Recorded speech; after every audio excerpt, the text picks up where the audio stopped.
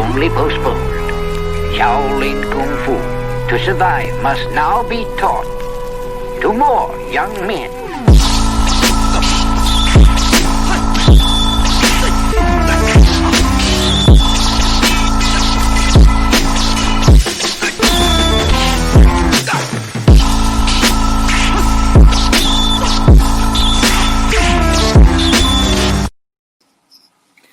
Welcome once again to another episode of Fists, Kicks, and Flicks, the podcast about martial arts, movies, and life. I am one of your hosts, Eugene Plowden, and with me again, my podcast partner this week, the big sushi himself, Jeff Das. What up, man? What's up, buddy?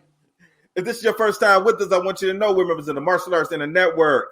On Mondays, starting next week, you're going to have Fists, Kicks, and Flicks with Gene and Mike. Tuesdays, the CTE, Chris, Carlos, and Travis Experience. Thursdays, you can get the Inside Scoop with Alex and Jeff. For more information, you can check us out on all of our social media platforms. Just look for the Martial Arts Internet Network on Facebook, Twitter, Instagram, and YouTube. Jeff, it's showtime. What's up, man? Yes, sir. What's up, buddy? How you doing, man? Yeah, I'm good, man. I didn't have that great of a weekend, but yeah. But other than that, we gonna get into that too. We gonna. All right. Somebody's talking shit. So I got to respond. Oh, man. That's right. Yeah, I'm coming out like that shooting. What's up with you, man? Wow. All right. Well, it wasn't like that for me, but it was just a busy weekend. Halloween weekend, busy doing trunk or treats and stuff in the area. So just staying busy with doing the business thing. So okay, yeah, right. and had camp on Friday, and then camp yesterday, and then I was at the school the whole day today for election day because we just had where people drop by if they wanted to, and then I had that baby ninja class today. So yeah, it's a wild, but everything's going well. 4 or 5 new students started tonight. Oh, that's good. I mean, it's been great. So what kind of camp? So here, the way that their school works, everybody is out on Friday. So, we just started doing every Friday we have a camp. So people that want to come in the morning and the kids get their online school done in the morning at Grand Slam, they do that. And then each week we have a different theme. So Friday, our theme was, superheroes. So we were we were doing just different themes and working on more like stunt type stuff, and doing kind of more of the tricks and things, the fun stuff. This next week it's athletic camp, so we're going to do a lot more fitness type things and sports drills and stuff like that. And so that was what was going on then. Monday was just they were out of school as well for like a teacher work day. So we had a small group of kids that hung out and got some extra training in on karate, and we did, we watched like a Halloween movie on Friday and a movie on Monday. So all right, sounds like you had a pretty busy weekend. Yeah, it's been busy, man. All right, that's cool. Are you an only child, or do you have a brother or sister? No, I have a brother. Yeah, a younger brother, and he has 2 children, and so I'm a uncle to a 5-year-old and 2-year-old. So, okay. All right. Did they go trick-or-treating? Yeah. So I don't know how it all worked. They did these this year. This year, everyone did drive-through trunk-or-treats. Uh-huh. So that was a big deal. So I know they did some of those, and then they went trick-or-treating to just the grandparents and the great-grandparents and that kind of thing. And I think they might have had some type of, all right, one of my brother's best friend, his daughter, it was her birthday. So they had like a Halloween themed birthday party with the kids and stuff. So yeah. Okay. But man, many people, there wasn't many people doing like actual trick or treating. Okay. Yeah, at all. So some people had little if they had their own suburb, they had like a suburb kind of Halloween party where they did trick or treating, but just for those houses. I saw all kinds of different creative things that people were doing. Mm-hmm. So, Okay. Yep. How about you, man? Yeah, I took Champ trick or treating. Yeah. And we went into his grandmother's neighborhood, and we did trick or treating. And I didn't see a lot of kids out trick or treating. There were a few, but it wasn't a lot like normal. The way that people had some creative ways that they were passing out candy. But the majority of the way, they had tables set out in their driveway, and they had all the candy laid out, so you can just walk up and pick two or three pieces, and then they can keep going. It was one lady. She had hula hoops on her lawn on each side of her walkway up to her pathway up to her steps. She had hula hoops there, so she would come out and she would ask the kids which hula hoop did she think that she could put the candy in. So she had a slingshot, and she would slingshot the candy and try and get it into one of the hula hoops. Okay. So she was creative with that. And then there was a couple of people who had set up, like, from their windows, they had little chutes, and they had the little candy slide down and shoot out. Yeah, I heard about that. Yeah, I heard about that. Yeah. Someone was doing that around here, and I just thought that was a little weird. I'm like, just putting something here and just shooting it out. And then there were some people who had candy on little sticks, and they had just little sticks all across their grass. So, and then the kids would just walk up and grab a couple pieces and keep going. So, I mean, it was creative. It was smart. And everyone was safe. It wasn't like we were walking with a group of other people, and so it was cool. Yeah. Cool. So, ladies and gentlemen listening, as you can see, once again, Mike Gibbs is not here, but he will be back next week. Now, I texted him tonight and asked him where he was, and he is actually at the Detroit Zoo tonight. Oh, okay. That's right. Did you know that Mike is a certified animal massager? No, I did not know that. Yes, he is. Yes, he is.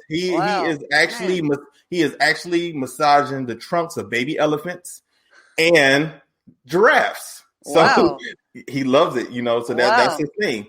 Now, you might be wondering, why is he doing that at night? And the reason why is Mike does not like penguins or ostriches. Okay. He has a beef with them. He said he does not trust any bird that does not fly. So I couldn't argue with that train of thought. So I said, okay. So he told me he will be back with me next week. This is crazy, man. So let's get to it, man. So I'm about to jump into my beef. Oh, okay. All right, let's keep it PG. We're on Facebook. Oh, yeah, that's right. Thanks for the warning, Jeff. Thank you. All right. So, as you probably, if you have not listened to CTE today, you heard my brother taking shots at me and other members of my family and friends for no apparent reason. No apparent reason. Now, I got a beef with him. I got a beef with a lot of people who attend Michigan State University, and I got beef with the University of Michigan also. And my beef with University of Michigan is they do not take the rivalry seriously when it comes to them and Michigan State, and that pisses me off. That pisses me off a whole lot, because I've said this to my brother plenty of times, but Michigan State, whether he agrees with me or not, I don't care. I corrected myself. I don't care. But Michigan is Michigan State's championship trophy. They look forward to that every single year. And that is the one game of the year that they want to win more than anything. Now, the what Michigan says is, they don't acknowledge, for whatever reason, they don't acknowledge Michigan State as a rivalry. And a lot of times they don't, I don't know. It just doesn't seem like they get up for, the game. So it always seems like they don't put their all into it, or they don't really try as hard as they can, or they don't prepare for the game, and that really pisses me off. And it does not make any sense to me, because if I know I'm going to play my little brother in a game, whether it's basketball, football, checkers, I'm trying to beat Travis no matter what. Correct. I want to win. I don't want him to win any. I told my uncle, I told him not long ago, maybe a few months ago, that that would have been a nightmare for me if me and Trav ever fought in the tournament together. I would not want to lose to my brother ever. Yeah. Especially not in tournaments. No, I would never want to lose to him. And he said, why? I said, because a lot of times in tournaments, if you lose to someone in tournaments, it's over. You lost, and then that's it. Right. But if I would have ever lost to Travis, it wouldn't have ended there. No. Travis would have been at the breakfast table with the trophy, or he would have been at dinner. He would have been sleeping with it. It just would have gone over and over. Turn that shit off right now. I don't care. We on Facebook. Turn that shit yes, off right now. Get off. This is my show. Get out of here. Get out of here. This is my show. This is what we're going to do. Get out of here. I'm going to have a nice little drink. Also, I think I want a Rose Bowl. I'm just saying. All right. I'm going to get out of here. Get out of here. Get out of here. Nobody want to see you. Nobody want to see you. As you can see, this is what I'm talking about. My God. This is why I never would want to lose to him ever in anything. I don't know, man. Like if we were fighting in the tournament, I probably would have punched him in his calf or something and got disqualified. There's no way. I would have been like Johnny. He would have thrown a roundhouse kick. I would have elbowed his elbow down. Oh my God! Disqualified. There's no way I would have wanted to lose to him ever. True. Period. That's true. Now that way he can't do anything when you get back home either, right? Exactly. He said that Michigan has won the previous years. I haven't said anything to him. About it. Yeah. If anything, when Michigan wins, I would send him a text message. I might just say "Go Blue." And that's it. Yeah. I'm not about to make a video about it with animation and all of that. See, this is my problem with Michigan State people. They take stuff to a whole nother level. Okay. Jeff, I was never in this rivalry before. Right. Before 2007, I was never in. I never cared about Michigan State. I never rooted against them. I used to watch SportsCenter to see who won. I used to always, in my head, want to see. That's not a lie. I used to always want to see who would win between Western, Central, Eastern, Michigan State. I used to watch SportsCenter on Saturday nights to see. Because I always wanted all of them to win. Up until 2007, Michigan lost to Appalachian State. Yeah, I remember that's where it started. I got all these text messages and calls from people because we lost that game. Right. And I didn't even know who that school was. I wasn't watching college football like that. Right. So it didn't matter. It didn't matter to me. I cheered for Michigan. I did not root against Michigan State. I didn't care about them. I just didn't care. But man. Those guys made a big deal about Michigan losing to Appalachian State. So then that's where it started for me. Okay. Right. And then and this just so happened to be at the time when Michigan was going down. I mean, they hired Rich Rod, and then they hired Brady Joke, and people that coach. It's just bad coaches, right? Yeah. And so Travis got upset because last week his team lost to Rutgers. And all I did was I sent him a message saying, like, how did y'all lose to Rutgers? I didn't watch the game. I wasn't paying attention. I forgot they hired a new coach. I didn't think nothing about it. I just and then all of a sudden, oh man, like they do, they had a meltdown just because they won. And they celebrating like they won the championship. It's the second game of the season. And here they are. You saw him. He just came out here with a drink. Like I told you, we are their trophy. I didn't know Michigan lived in the heads of Michigan State people like that. I didn't know that. It's ridiculous, man. Yeah. Anyway, now that I got that off my all right. Let's get into it. Man. So we're gonna talk about this movie. Yes. One. But like I text you, man, and I said it's not really a lot to really jump. See, there they go. I'm not going to even say anything about it. Just ignore it. So this movie, A Force of One, I mean, it was entertaining. I enjoyed it. It was not a bad movie. And I was actually surprised by the movie because this is my first. Well. I want to say it's my first Chuck Norris movie, but I did watch Sidekicks, and he was in that. And technically, you can call that a Chuck Norris movie. And then I saw Way of the Dragon with Bruce Lee, and that was primarily a Bruce Lee movie, but he made an appearance. He was the main villain at the end of the movie, So this is not my first Chuck Norris movie watching, but the first one where he was pretty much primarily the starring character. Right. know? Yeah, and it was what year was this made? 1979. Okay, that's what I thought. Yeah, and I mean this was kind of right. I mean, he had the blonde hair and everything, skinny, so he was really this is one of his first big time movies on his own, Mm-hmm. So yeah. So I don't know if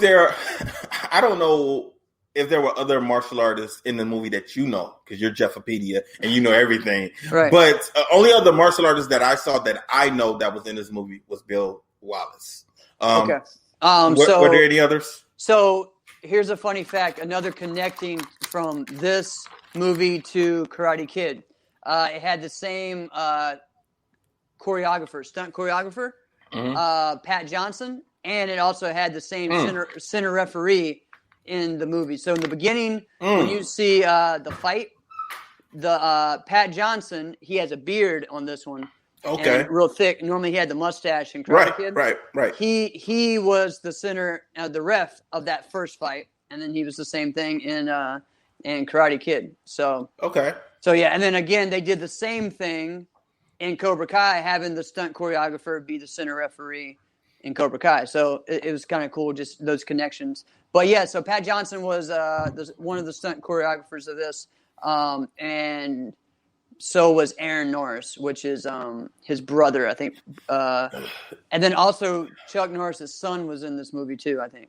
Okay, now I didn't even know those people existed, and I saw. I think I was watching something on I think YouTube, and I saw that his brother and his son were in this movie, but I don't know what role they played. Do you know which ones they were? I've never seen them before. I don't remember Aaron. I looked through. He was up on the top list of characters. He might have been one of the detectives or something. But his son was one of the skateboarders in the movie, but not the main skateboarder, but later on or whatever. So, okay. Yep. So, I mean, yeah, it was, but I mean, Bill Wallace was in there, and man, Bill Wallace looked in great shape in this movie, dude. Yeah, he did. He did. He was pretty buff. I was like, man, I don't remember him being in that great shape. So, I've only seen him as an older man, so I've never seen him. Right. He looked like he might have been in his late 20s, early 30s in this movie. It's 79. Yeah. I don't know how old he is. So yeah, I mean, he was the world champ at that time. So that's 41 years ago. It was 41 years ago. Okay. Yep. So, pretty cool, man. Okay. So I'm not going to go in depth like we do with most movies with this reviews like we do with most reviews of this movie, only because there really wasn't a lot to go into. It was pretty simple movie, So basically, the main group of people are a group of detectives, and two of their partners are murdered. They're actually following at the beginning of the movie. They see a kid with the envelope in his pocket, and one of the detectives, he's on the skateboard, and one of the detectives know that he is selling drugs. So he says if he goes into a building and does not come out with that envelope, then he's made some type of transaction. So they're following him. Now the messed up part about this is they had no business following this kid or anything. Right. They were just hanging out in their car and saw the kid, recognized him. Well, at least one of the detectives did, and they just decided to follow him and figure out what the hell he was doing. Yeah. Right. And what, he made an exchange, and then we really didn't see the exchange, because when he goes into the building, he goes into the building and they follow him. Now, one of the guys said, we should let the lieutenant know, we should get a search warrant, or at least wait for backup. And the other guy didn't want to do any of that. He just said, let's just go in. And when they went into the building, and as they were looking around, someone attacks them. Somebody jumps out, attacks them, and chokes them. It just doesn't choke them. He breaks their necks. Yeah. Yep. And that's pretty much the end of those guys. Right. And then after that, next thing we see, they're pulling their bodies out of the water. Yeah. You know, Yeah. so that's pretty much how the movie starts. And so there's a group of detectives, and they want to find out what happened to their partners. Pretty much, Right? Yeah. They're the fun. This part made me laugh just because they're like, there was no weapons used. There was no weapons used. This was ridiculous. This part of the movie was ridiculous. It was like they just thought like he just instantly died. Like, how would someone die without being without the use of a weapon? It was just like, wait, what? Yeah. And so them thinking, well, maybe they're a martial artist. Oh, no. Exactly. Really?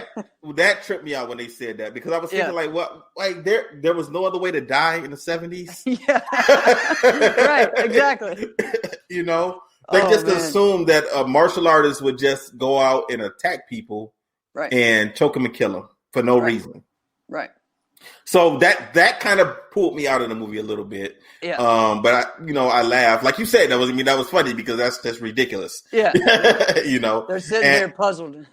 Yeah, they were. I mean, this scene was long for what they were trying to figure out, you know, and then just for that just to jump into their head, oh, they must be martial artists. I was thinking like, well, wow, like it couldn't have been a drug dealer who did that. I mean, come on. Exactly. So I guess drug dealers wasn't choking people out in the 70s. No, I guess not. And serial killers weren't either. Yeah. So I mean, that was pretty much the main idea of, okay, so you know, there is someone who killed two cops, so they want to figure out who killed these two cops, right? Right. And then they talk about it, and then pretty much after that, next thing you know, they cut to us the next scene, and we see Chuck Norris, and he's competing. Yeah, his name's what? Matt? Is it Matt Logan? Matt Logan, that's right. Yeah. Let me pull up my thing also. So his name is Matt Logan, and he is competing in a tournament. Well, not a tournament. It's like a kickboxing fight. Yeah, it's a kickboxing. Yep. Yeah. So look at that. Yeah, and I was like, okay. I mean, it doesn't look bad. I mean, because I've never really seen him in the kickboxer role. You know. Yeah, that's right. And he never did the kickboxing thing. He did the point karate thing, and then went to movies. Okay, but in any of his other movies, was he ever? I don't think so. I can't think of either. This is one of the first ones that I could think so. There may have been one or two, but yeah. I mean, as far as an actual kickboxer, yeah. I think some episodes of Walker Texas Ranger, he was in the ring sparring with some people or training people, but never being a pro kickboxer. Okay, so in his other movies that he's done, was he always was he a martial artist, or was he someone who was an ex-military person who just so happened to know martial arts? Because a little bit of both. This one, he was an actual martial artist that taught karate. He had his own school, everything. Yeah, but he also was in the military. He was just out of the military. Yeah, at this point. But a lot of that though is that's him. You know, there's Bill Wallace in the corner. Yes, he's talking to his one of his students, and also Chuck Norris' son. The black kid is Chuck Norris' son in this movie. Yeah, yep, that's right. Yep, that's right. And see the guy in the white shirt. That's Pat Johnson. Yeah. Yes. Yeah. So they but he was actually in the military. That was how he got involved in martial arts. Chuck Norris did, I believe. Okay. And so I think that's one of the things he really wanted to always push in most of his movies was that. So that might have been, something. But I don't know. We'll have to see when we get to talk to him one day. You gonna make that happen? I'm gonna make that happen. So the next scene. So he wins that fight. So basically, it's like a kickboxing tournament because he has this fight and he won that fight. And we saw Bill Wallace, and what's his name? Sparks? Sparky, yeah, Sparks. Yeah. Sparky, So Sparks was competing next. Well, not on this night, but on another night. Like another week or 2 weeks or something. Right. And then the winner was going to fight for the championship between whoever, made it. So, it said that he was like his challenger, that Matt Logan was the champion, but Sparky was the challenger. So the only thing I could think of was this was a title fight where he was defending his title. The next one was a number one contender fight. And Okay. then, you know, the weird thing was just that I think the banner just said karate fights or karate championship or something like that. So it didn't say like kickboxing mat, you know, so I don't know why it was worded that way, but it was also kind of in the infancy of kickboxing at this time too. Okay. You know, of actual American style kickboxing. It was still kind of only been around for less than 10 years. So, Okay. yeah. So then basically the police come to him and they talk to him and they don't want him to help solve the case. They want him to train the officers, right, to know how to defend themselves. Yeah. And then once again, I was tripping because I'm like, well, the police never learned. They weren't learning hand-to-hand combat or anything like that. They knew nothing. It's so crazy. I'm like, wait, what? Yeah. How did you join the force anyway? You know? Exactly. Like, oh my God. At one point in time, I was thinking about being a police officer at one point in time.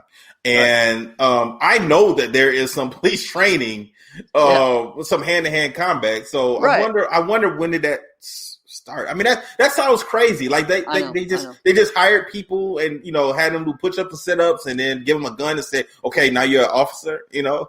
Oh man, let's not get into that one. Okay, so the police come and talk to him about training, but I don't think that he wasn't really interested in doing that at first. So they had to kind of talk him into it. Yeah.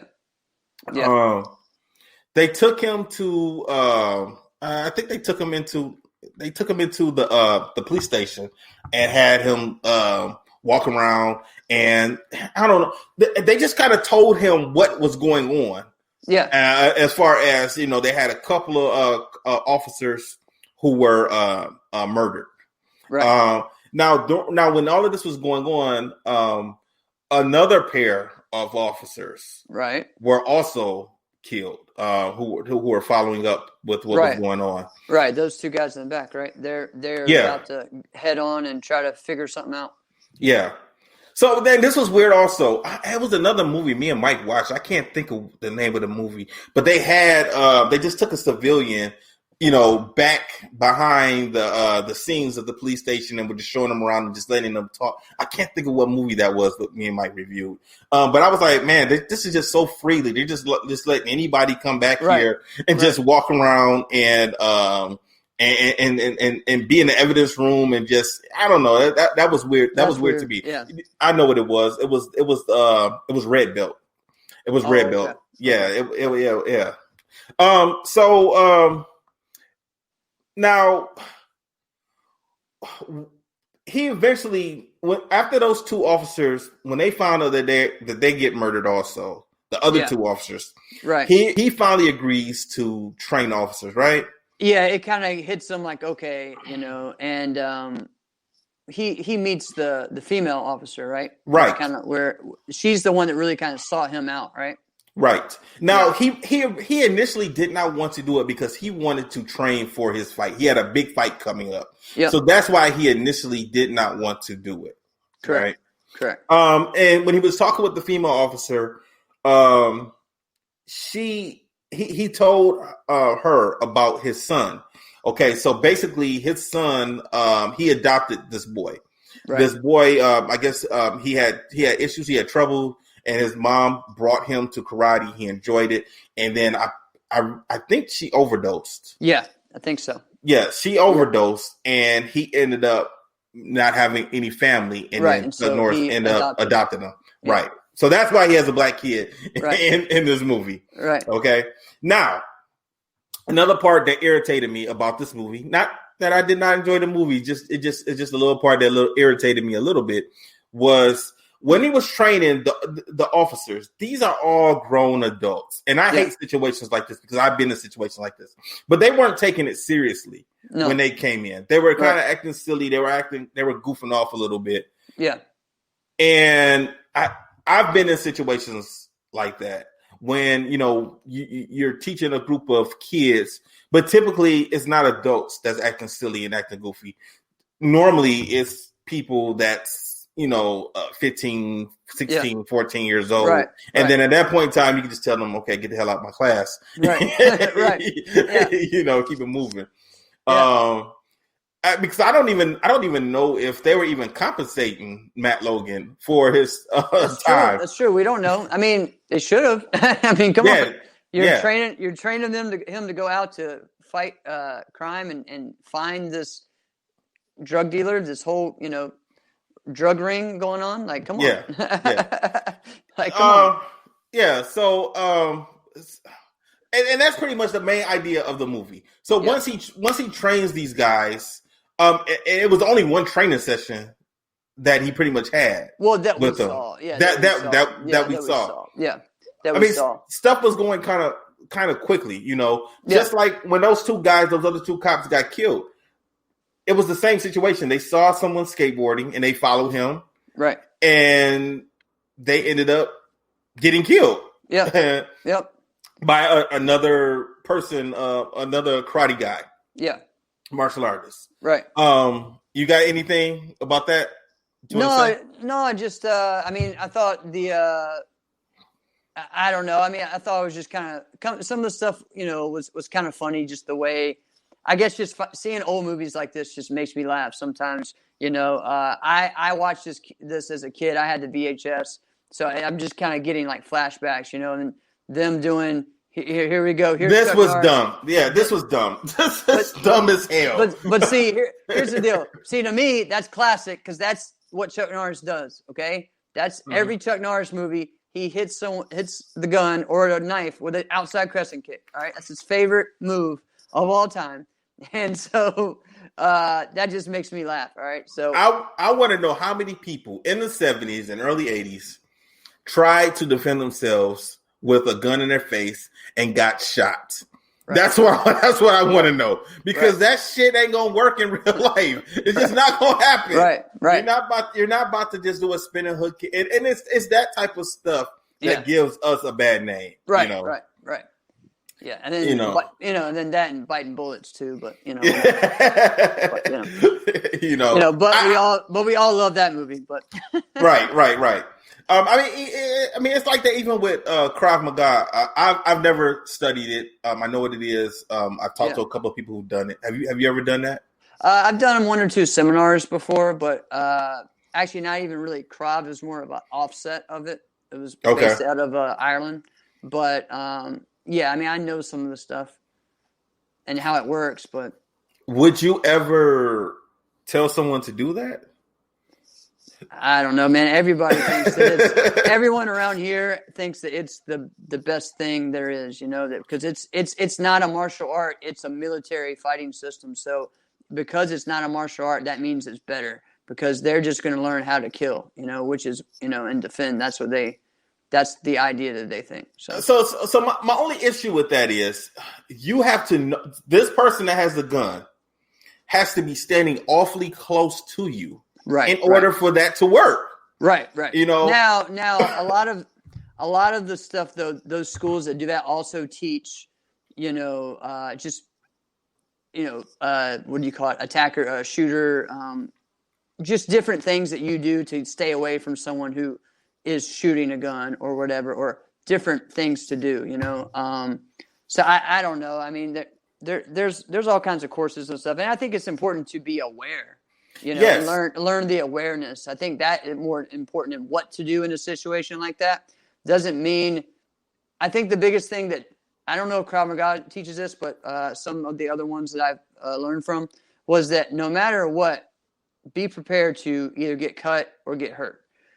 You're not going to come out squeaky clean, but a lot of times you're going to come out better than running away and getting shot, because they have a clear, So every situation is a little bit different, but 9 times out of 10,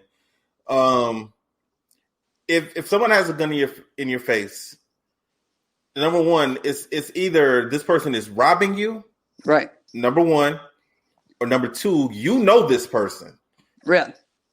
Okay, this person, correct, and you have to take it upon yourself to think like, is this person is Johnny really going to shoot me? Right. You know, and how close are they to you?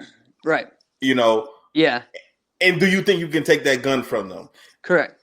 Like I tell people all the time, a lot of times that type of stuff, if you're going to do that, if you have in your head that that's what you're going to do, you better be practicing that at least 5 to 6 times a week.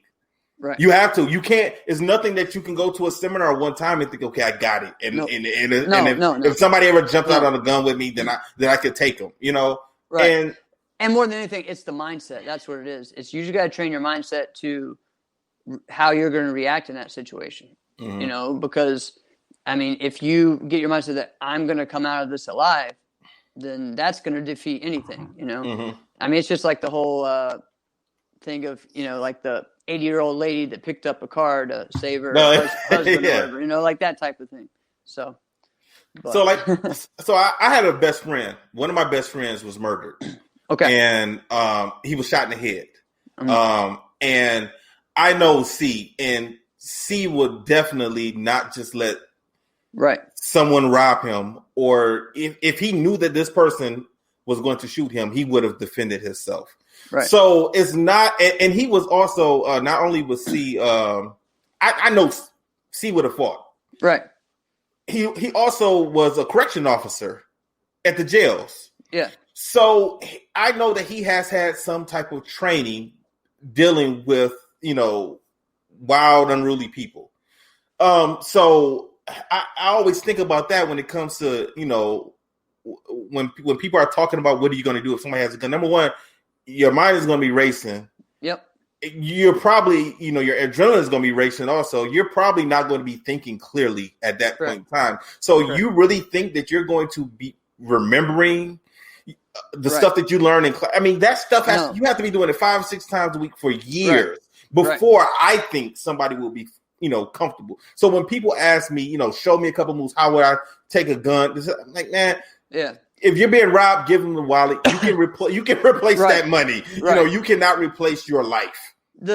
All the fancy disarms and stuff we see is what get people hurt. Is really when they're trying to disarm. Like you punch someone in the face. If you're close enough, you know what I mean. Like you got to stop them from doing that kind of thing. I mean, that's one of your best options. Is crowd them, pushing up, not trying to disarm and do some fancy thing. Mm-hmm. You know what I mean? So.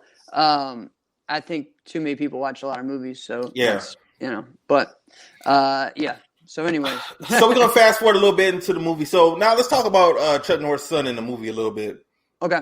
So he wants to fight. Also, he wants to compete. Yeah. What is he like? 17, I think. Yeah, I believe he's 17. Yeah. Yes. Yeah. And he wants to compete, and Matt Logan doesn't. Who is Chuck Norris doesn't really want him to compete right now. He does not feel he is ready. But he wants to do the tournaments, but not the kickboxing. Yeah, contact. Right. And you know they had a little heart-to-heart moment about it because the boy was really really upset. When he were they having like a little fight or whatever? Is that what I mean, but they kind of squashed it real quick, and you know they hugged it out, and you know they were able to move on. And the reason I bring that up is because I'm going to fast forward a lot. He changes his mind to say, okay, you know, I will help you out a little bit. And he starts, you know, training him a little bit to compete. And he didn't say he was going to do it. You know, he was going to put him in a fight next week or nothing like that. No. But, you know, get him on the path, right? Yes, exactly. So, you know, he decided to do that. Well, anyway, fast forward a little bit. I must have dozed off. I'm going to be honest, because the son goes off on his own and he gets into it. He finds out one of the police officers you must have dozed off. So we saw Sparky have his fight to win. Yes. Okay. Yes. And he won. And then, you know, he introduces, Matt Logan introduces the police officer, the lady, you know, that and those two have a thing going on. They were flirting. They have a thing, and then the lady that is his secretary at the karate school was jealous. She always wanted to be with him, apparently. So that was funny. So anyways, but yeah, so you already kind of see that Matt is kind of doing that. And before he goes to that, he goes and talks to the guy that Sparky was fighting. And the guy was like, yeah, he he was like, do you think that Matt can beat Sparky? And he was like, I don't know. I mean, Sparky, something's different about him. Like, he was trying to kill me. That's what he thought. He was like, he's not the same. Yeah, I did miss that. I did miss that part. Okay. So he talked to that guy. Yeah, right here. Yep. And so he's like, man, he something's different about him. And this is kind of what set him up, thinking that, okay, I need to go talk to Sparky, or I don't remember where exactly they were, but this is where It was at a house. It was at a house. It was at a house. So it was Sparky, the detective that we find out is, in on this, and then another guy, right? Yeah, but there was never any type of explanation of who this guy is. Right. Yeah, exactly. we never found out who he was. We kind of have to infer that maybe he owns like sporting goods stores or skiing, because of the whole wax thing. Yeah. And that in the beginning where it was in like a sporting goods type store where they got killed, and then the other one. So that's the only thing I could think of. Mm-hmm. But they're doing a lot of coke and whatever else they're selling, But yeah, so this part of the movie, we see that Sparky is involved in it, sort of. Yes.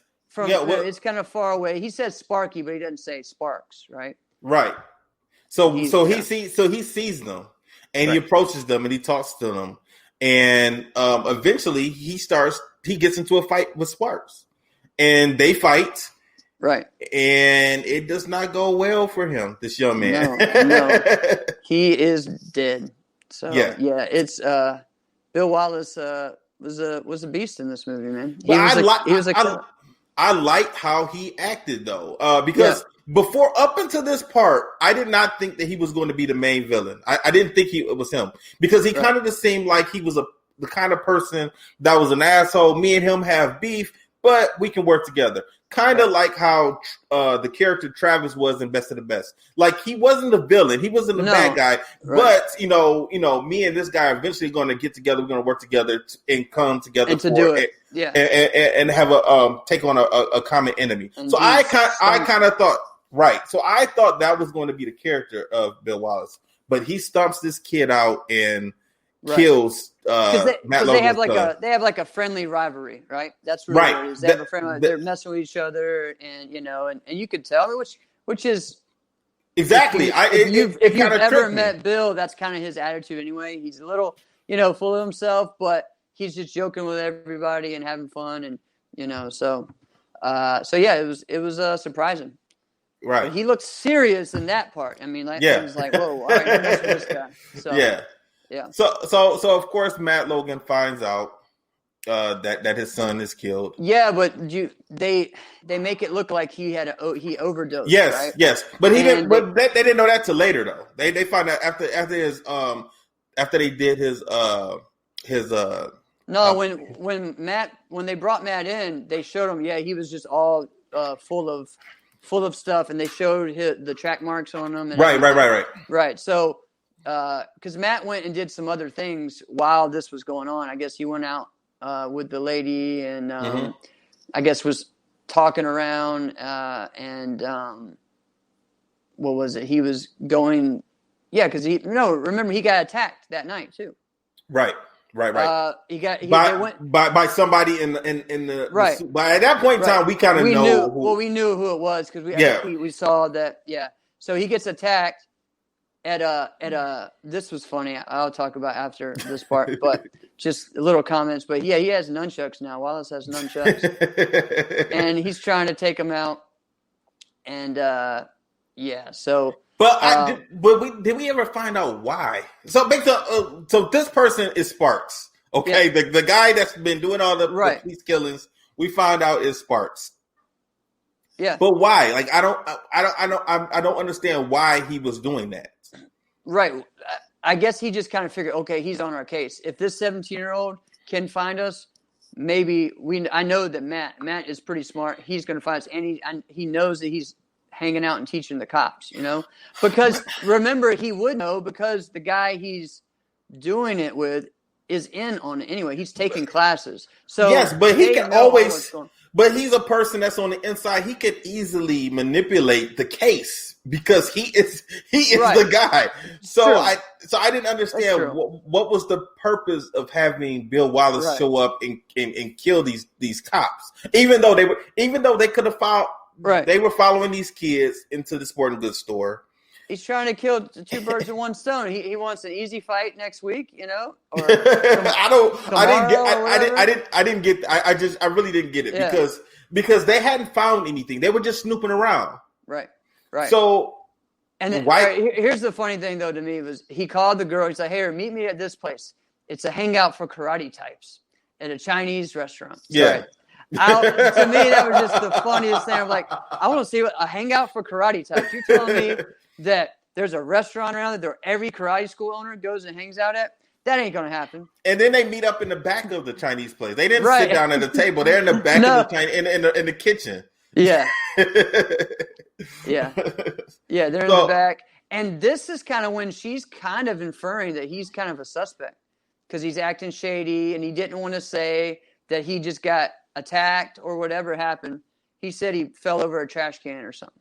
Yeah. So she's kind of inferring it, but then also saying, "Don't get yourself hurt because I kind of like you." Well, I think she kind of was trying. I don't know if she was thinking that he was a suspect, but I think she kind of think, okay, like he is trying to do the investigations also, right? And he is not a police officer. He is not a cop.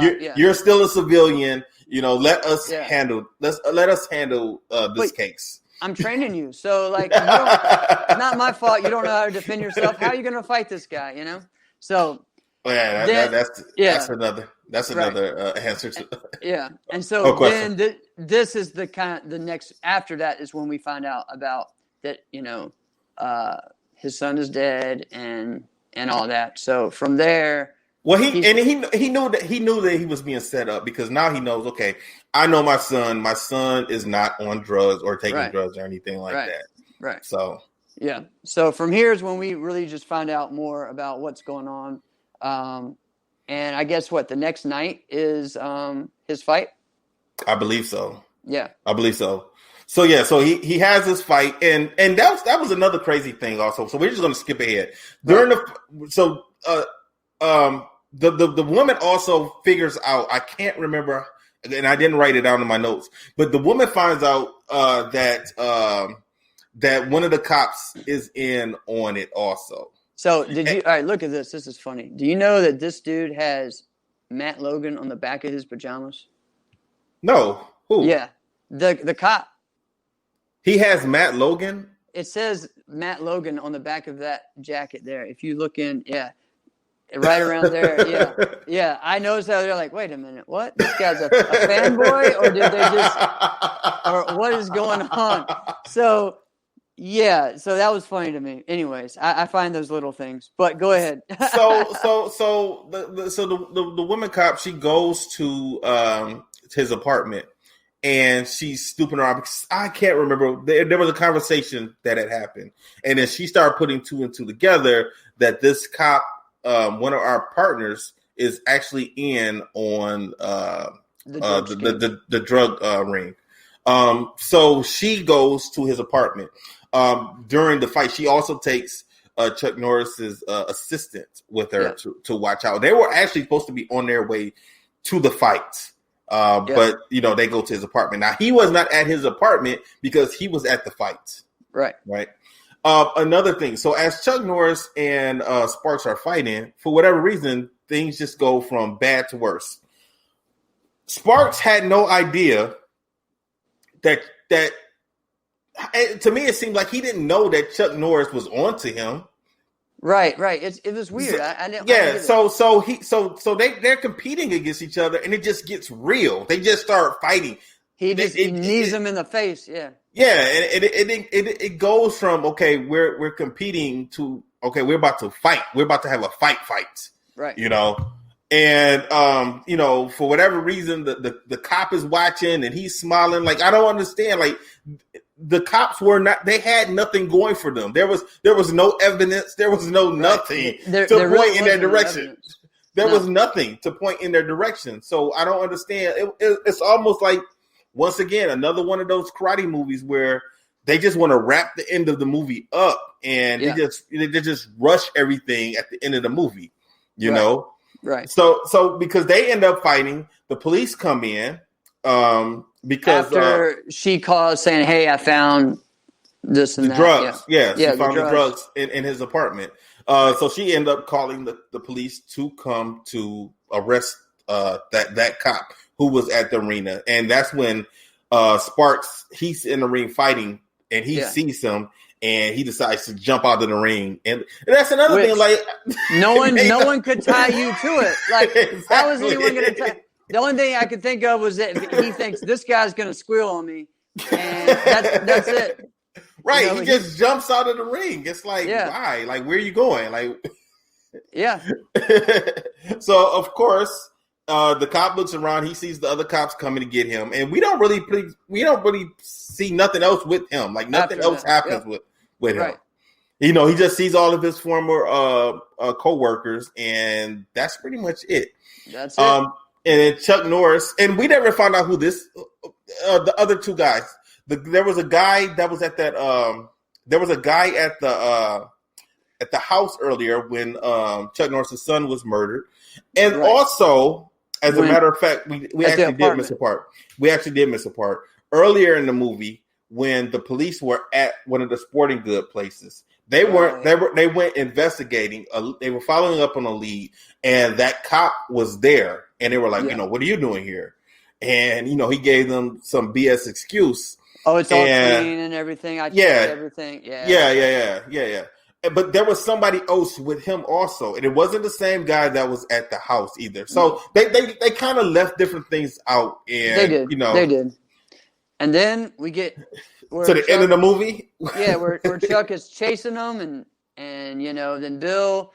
Sorry, I'm gonna say their names, but Bill runs to the house, gets this whole box, you know, and then he cuts them off, and then we get this slow motion fight scene, and you know, and Chuck Norris is fighting Bill Wallace with cocaine all over him.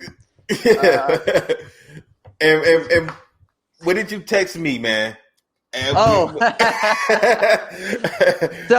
the finishing move of this is well, all right. She's all mad because she's like, "No, you can't do this. I have to." Right. You know, because he was going to kill him. He was going to kill him. So she stops it. I mean, he looked knockout. Then Bill Wallace comes back, tries to hit him, and he kills him with the rude awakening, man. That's right. And he breaks his neck. He breaks his neck. And for me, though, as a kid watching wrestling, I'm like, oh, man, I'm never going to do that move on my brother anymore because that will break your neck. Like, and I remember thinking, this is the deadliest move in wrestling. You know, I always thought that. Like, this is real. Yeah. So, I mean, so he ends up, but we never find out. Yeah. Boom. Just done.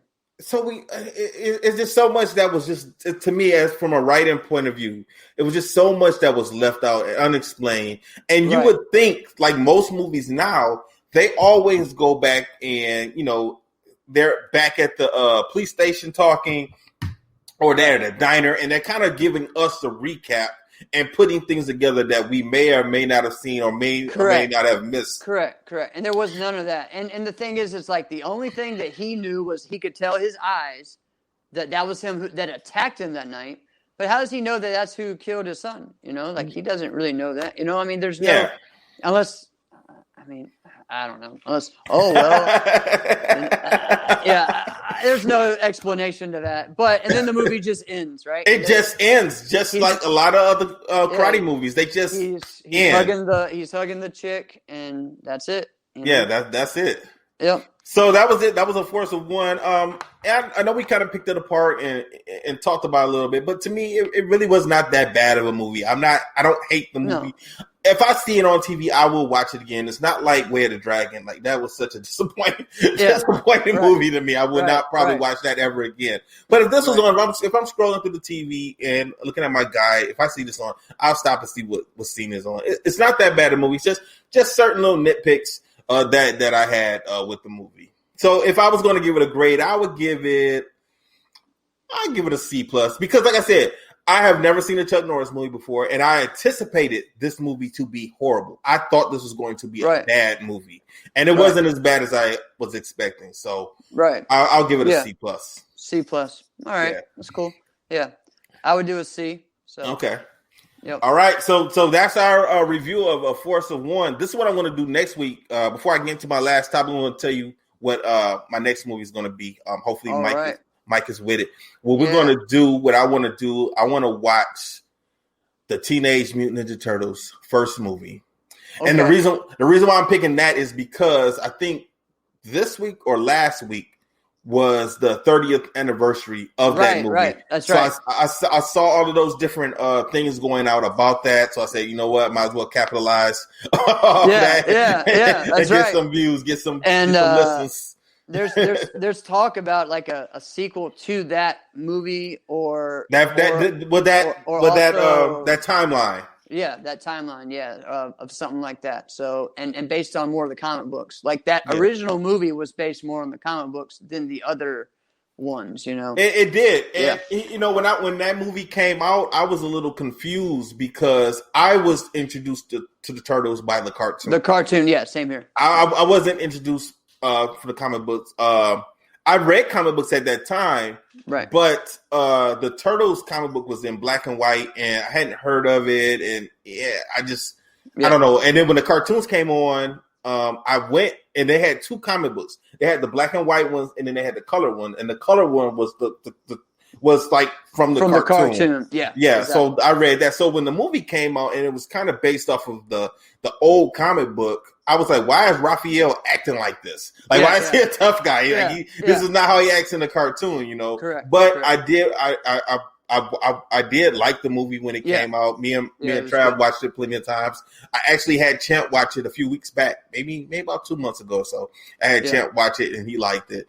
And he's actually starting to get into the Turtles now. Okay. So cool. So that's cool. He likes Leonardo. That's his turtle. Yeah. Of course, yeah. All right, so let's get to our last topic for the night. So I text you, man, because I wanted to talk about wrestling a little bit. All right. So I text you and said, you know, who are your favorite wrestlers, pro wrestlers, not amateur wrestlers, listeners? We're talking about pro wrestling right now. Yes. So if you're not into pro wrestling, you might want to check back in with us next week. or you can learn about it. And there you go. Enjoy it. There you go. But for you pro wrestling fans, we're going to talk about our top wrestlers. We're going to talk about our top wrestlers from the different time periods. So I want to go from the 80s, 90s, 2000s, and the 2010s. I want you to tell me who is your top guy, your favorite mid card guy, your favorite tag team, and your favorite faction from each period. Do you want me to go first, or do you want to go? I'll go first in the 80s, and then you can go. You can go after me. We'll kind of do each one. Yeah. Yep. So my top guy is Ric Flair from the 80s. Just the man in that era for the NWA, and just his stuff still holds up to this day. Mm-hmm. My mid carder, I put two of them because I think, and some people may say he was the champion in the 80s, but he was still kind of the top of the mid card. So I put Ricky Steamboat as a babyface and Tully Blanchard as the heel. Tully Blanchard to me was like the brunette version of Ric Flair, but he was like even more of a hated heel than Ric Flair. Like everyone hated Tully Blanchard, but and then Ricky Steamboat was like the best babyface maybe of all time. And I think he's the only babyface who was never a heel. Him and Tito Santana. Yeah, I don't think they're. Yeah, both of them. I don't think those two ever were heels. At least not nationally, if they were. Right. And then my tag team, man, that's a hard one because I think that's the best tag team era ever is the 80s. But I'm gonna go with the British Bulldogs. Those are my boys, Dynamite Kid and Davey Boy Smith. And then favorite faction is the Four Horsemen. Yep. So yeah. How about you? Well, we got the same for two of them. Ric Flair, I got Ric Flair also as my top guy. My mid card guy was Mr. Perfect, Kurt Hennig. Okay, I liked him a lot. Okay, so from the 80s. All right, cool. Yeah, this is the 80s. Yeah. So This is like, and if people don't know, he was big in the AWA, and he became the champion, but he was still mid card the whole time. In WWF, I never saw him in anything else except for WWF and then eventually WCW. So I never saw him in the AWA. Okay. So to me, I always wanted him to. I always thought they were going to allow him to beat Hulk Hogan because they were billing him as perfect and never losing and things like that. Right. It just he lost to Brutus the Barber Beefcake. Oh my god.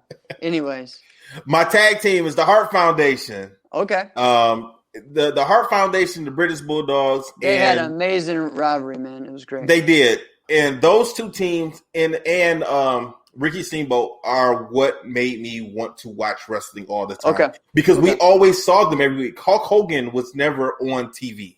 When you saw him on TV, he was on Saturday night's Main Event, and of course, he will always have interviews on Saturdays on wrestling superstars and wrestling channels. They would play his interviews, but he would never wrestle. So I never really got into him. Then pretty quickly, you kind of learn how a Hulk Hogan match is going to go. He's going to get beat up the whole match, and he's going to shake and come back and win. And there was nothing real. True.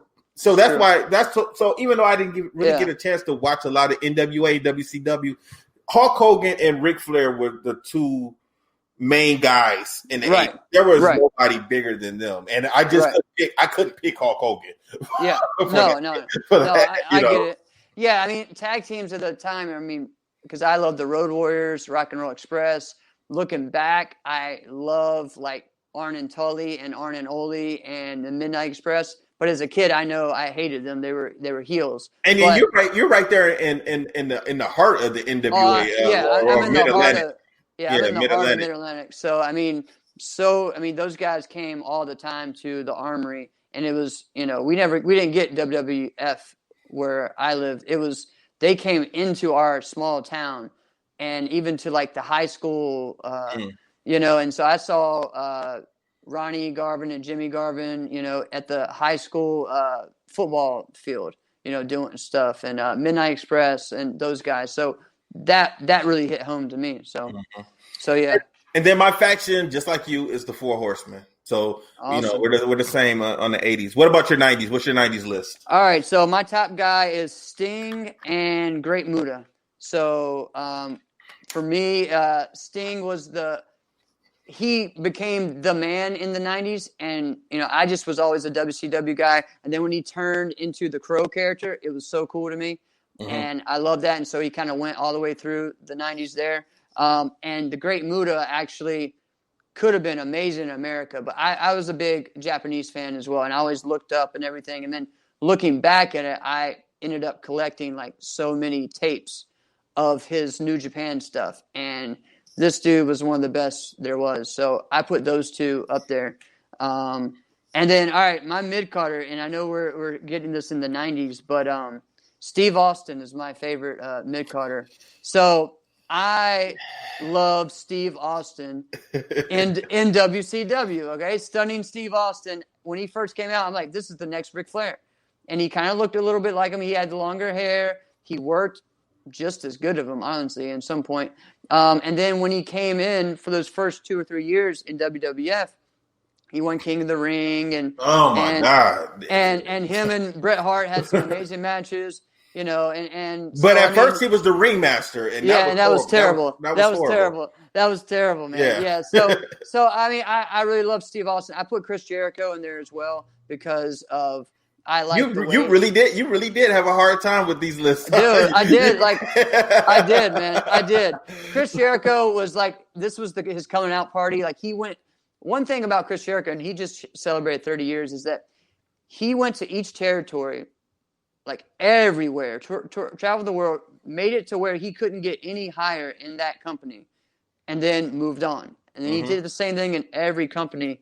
And it's pretty cool to see. So, I love Chris Jericho. And let's see. All right, my tag team is the Steiners. The Steiner brothers, man, they were just awesome. Because they really were beating the crap out of people, right? They were probably they were. They beat up people all the time. So I love those guys, Rick Steiner, Scott Steiner. My favorite faction, though, Hart Foundation. The Hart Foundation from 1997. And see, to me, this is so funny because this is when WWF was losing in the ratings. And to me, I actually thought that was the one time that I was really watching WWE more than WCW or NWA. You know, like I was really into what they did there because I think top level, they had better main event matches, but lower level, WCW had better, you know, so I would watch like Chris Benoit and Eddie Guerrero and Dean Malenko. They wrestled all the time. Yeah, you couldn't help but watch those guys all the time. Every Saturday night they wrestled. Yeah, Saturday and Sunday night. That's right. And then you had awesome ones like Owen Hart, Steve Austin, Bret Hart, Shawn Michaels in the main event area for WWF. So yeah. Mm-hmm. So yeah, was that all my guys? Yeah, that's your list. And this was my hardest one to do. Except for my main guy was Bret Hart of the 90s. Okay. See, that's with me too. He's always, so I was like, I had to put in my Bret Hart somewhere in there, but yeah. So Bret Hart, I remember when he won the title from Ric Flair. I was happy, but I was upset because I felt he got screwed. I'm like, how could they give him a belt like this and not have it on a pay-per-view or at least television or something? It was just like, hey, guess what? Bret Hart won the belt.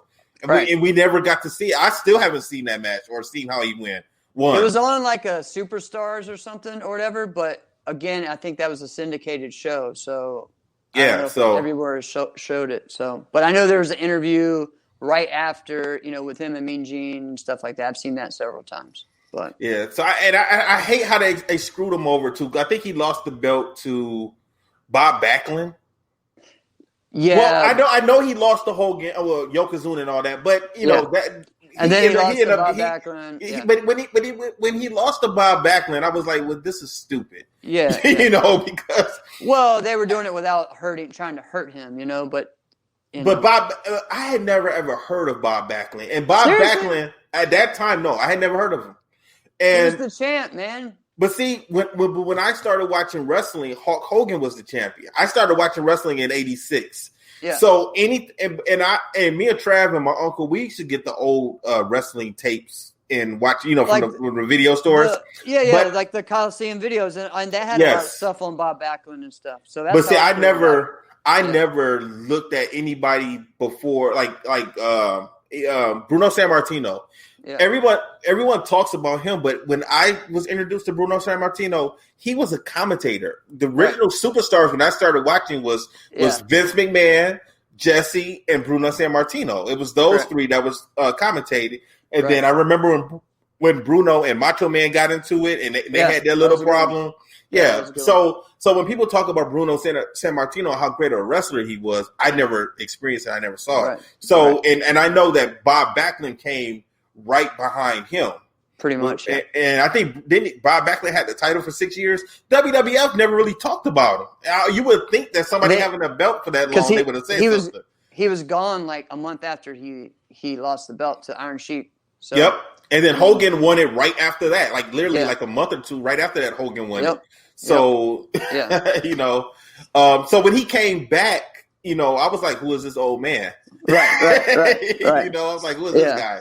Yeah. You know, so it's not like now. Like now, if someone comes back who hasn't been around for 10, 15 years, you still kind of know of that wrestler. Correct. You know, even the younger people, like they even still would know because they've seen some of, you know, the younger people. The older people mentioned or on T-shirts or they show the old. Yeah. It wasn't none of that when we were coming up. I was real big into getting the they would have these books that would like almost wrestling encyclopedias that they would have. And I'd get like a new one every 2 or 3 years, and they would tell all the different legends and stuff. And so I'd find out about them that way. Okay.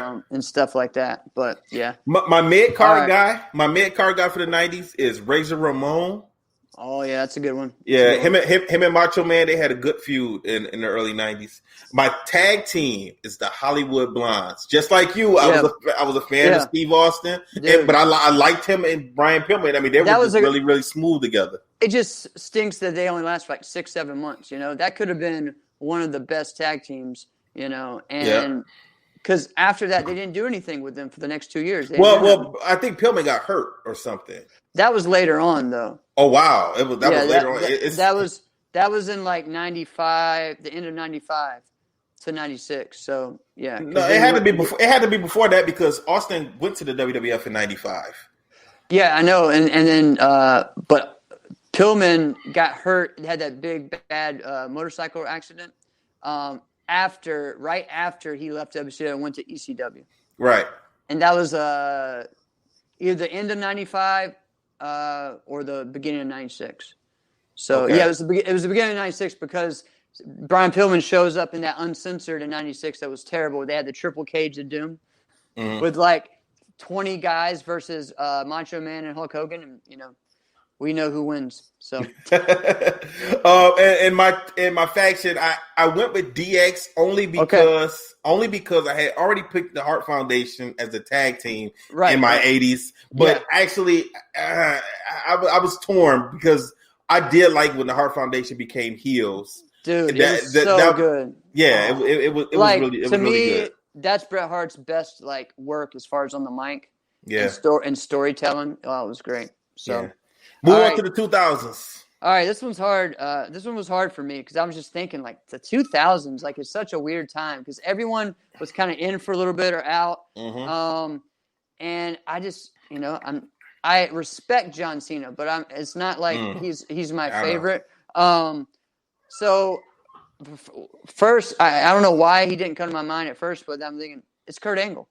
Kurt Angle is my top guy for the 2000s because this guy went his first year and he won every title almost in his first year. Then he won all the belts, and then around 2005 or 6, he left and went to TNA and ended up having some of his best matches of his career. And so Kurt Angle is just amazing.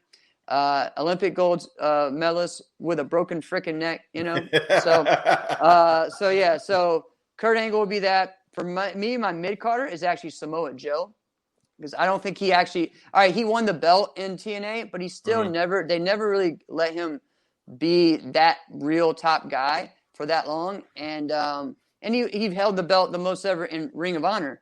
But as far as most of that run, he was a mid-card guy. He was the best of the mid-card. He was the one that they should have put the company on his back and gone with. And I think the problem was they had too many WCW guys there at that time, with Bischoff and Hogan coming into TNA, and then Hall and Nash and X-Pac showed up there, and the Money Mafia and all that. They started getting ridiculous with some of that stuff. So. All right, tag team. This was a hard one too because tag team wrestling really kind of went down during this time, right? There was TNA had a lot of good tag teams, but none of them lasted for more than a year or 2 years. And so I don't know. And then there were some good ones in Ring of Honor that I thought were great. But for me, I don't know why this one pops up. They didn't last so long either. But Eminem, I really liked Eminem. Oh wow, Morrison, and Nitro, and Melina. So Joey Mercury. That's what it's. Joey Mercury and John Morrison. And Melina, and I thought they were really cool. They were like a throwback. They knew how to be heels. They could do all the high flying stuff, but told a story. And then they had this awesome match with the Hardys when the Hardys kind of came back together, and they with the ladder, and they busted poor Joey Mercury's nose up it was disgusting. But that dude kept going with the match and everything. So. I like them. The only other one I would put in there, and I think would be the Dudleys, but they're kind of at the middle. They kind of sandwich in between all that. You know what I mean? So it's kind of hard. There's certain ones like that go. But yeah, the Dudleys. For faction, that's tough for me. I was not an Evolution fan, so I'm not putting them in there. I am not. I'm going to go to one that's really a lot of people may not even know of. It's called Age of the Fall. And I don't know who. I never heard of them. So they were in Ring of Honor, and it was the introduction, really, of Tyler Black, who became Seth Rollins. Oh man, why am I missing his name? This little guy that always dressed up like a woman, kind of. and he had, oh man, why am I having a hard time with his name right now? But he writes for TNA now. I mean, for Impact now. He was a writer with WWE, but they fired him after he took his Jamie picture. Cox. No, not Jamie. No, it's not that. That's not his name. I know you're talking about. I know who you're talking about. He took a picture with the Young Bucks. With the Bullet Club. Yeah. And they fired him. And then Necro Butcher was in there, and they did some really crazy stuff for that time that was really innovative. Like they started the whole thing by stringing up the Briscoe brothers, and this guy is just bleeding blood on top of him, and he's like talking while blood's going on top. It's insane. It's some crazy stuff. But that's how they did. It was like their first or second pay-per-view that Ring of Honor ever did. And Age of Fall kind of happened for about 2 years. And they feuded big time with Austin Aries and all those guys. And so it was a good run. So okay. That was the 2000s. So okay, well my 2000s is I was kind of torn. It's either Austin or Brock Lesnar. Austin was around at the beginning of the 2000s. I think he retired in 2003. And then also I was debating about The Rock also, because The Rock and Austin, I mean, they helped save WWF in the late 80s and early 90s, you know. So you mean the late 90s to early 2000s? Late 90s, early 2000s. Yes, thank you. And they really saved the WWF. You know, but they're kind of 90s, kind of not. It's a weird so it was kind of hard. Yeah. It was kind of hard to say. Well, and then same thing. Brock Lesnar, only wrestled for what, a year, 2 years. Yeah, you know. Yeah. But if he's your favorite, he's your favorite. So if I'm going with my favorite, then it would be Austin. You know, I like The Rock, but I think Austin really put the company on his back and took it to the next level. If it wasn't for Austin, Rock wouldn't have been able to do what he did.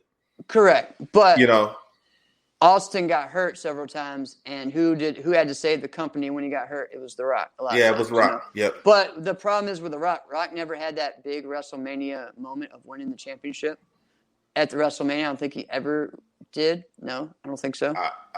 Wow. No, and so that always tells me something. You know, people say so much, but if he was the guy and that never happened, that's kind of interesting, you know? Yeah. So, my mid card guy is RVD. I used to like RVD a whole lot. Me too. Especially, I always thought they could have did more with him. It seemed like they just kind of, I think Vince. I really think Vince was kind of. It seemed like he was scared to gamble on him just because of you know his weed smoking.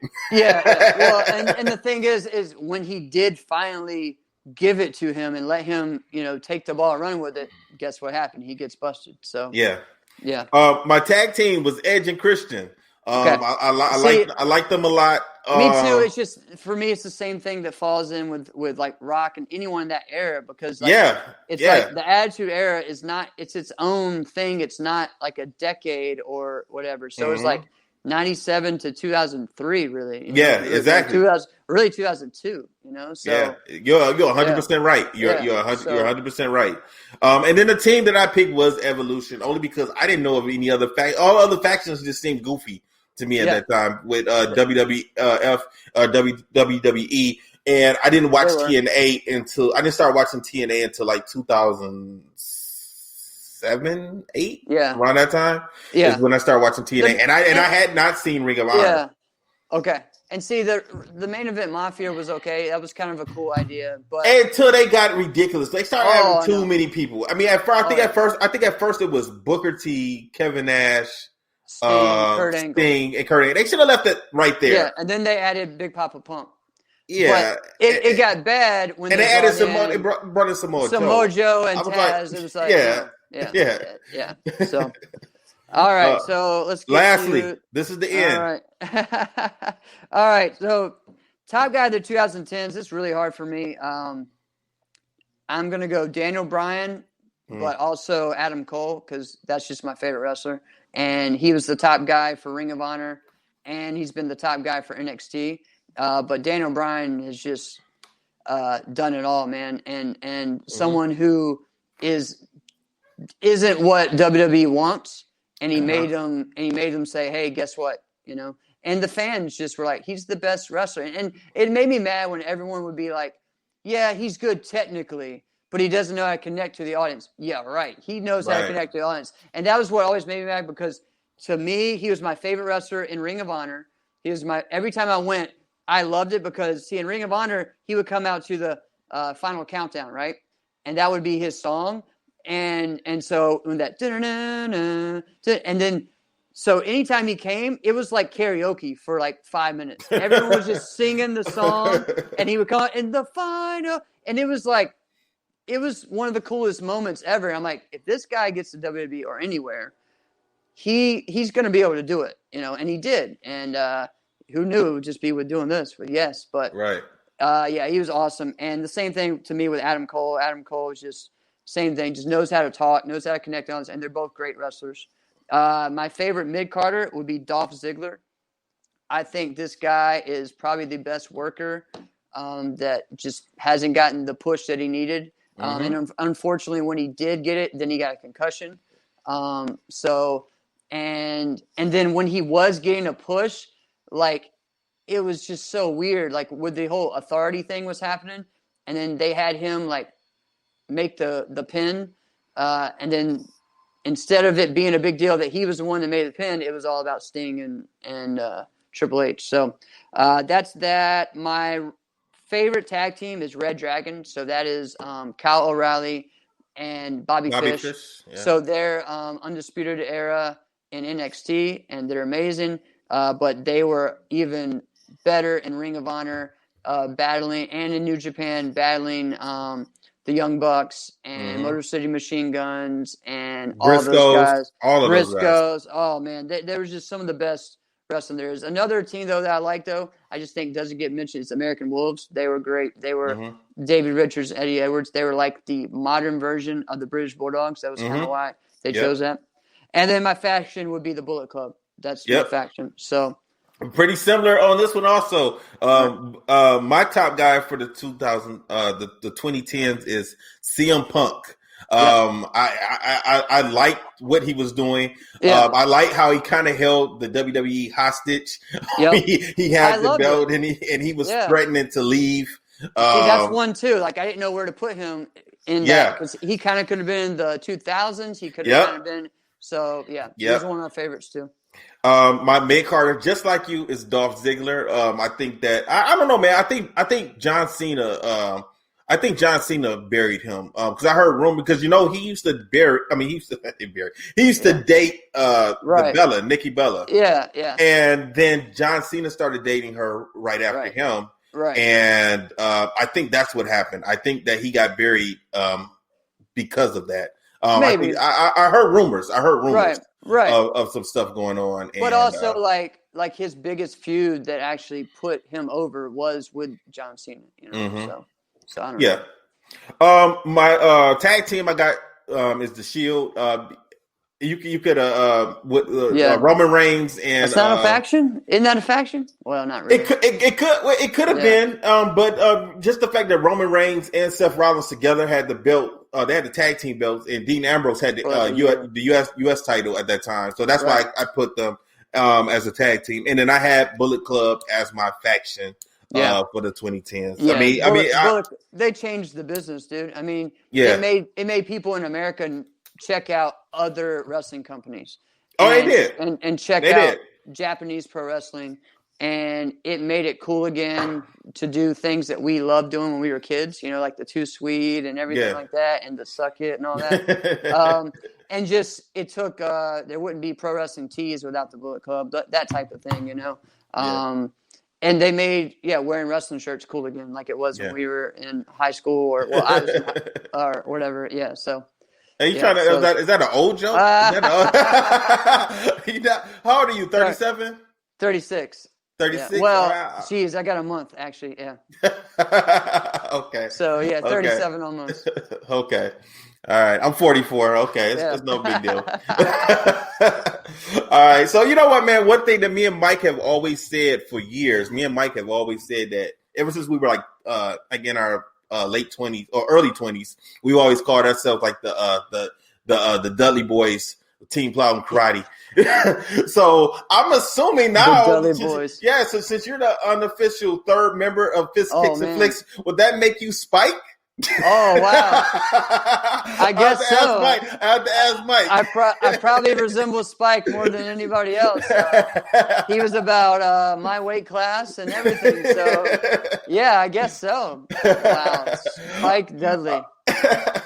All right, so we gonna wrap it up for Fist Kicks and Flicks this week. Like I said, my partner Mike Gibbs is supposed to be back next week. Man. He's supposed to be back next week. And like I said, we're going to start releasing the podcast on Mondays now instead of Wednesdays.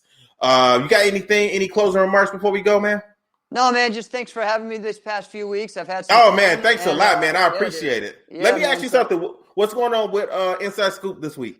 All right, so tomorrow we have John Worley. So John Worley is just an amazing martial artist that has a lot of history coming from Texas, moving to Minnesota, being a part of creating the National Karate franchise, the Diamond Nationals that him and Larry Carnahan and others created. So we're going to get a lot of history of martial arts, man. It's going to be great. Yeah, Alex right there saying tomorrow's going to be good. Right. So it's going to be exciting. And I'm looking forward to, just tons of great stories.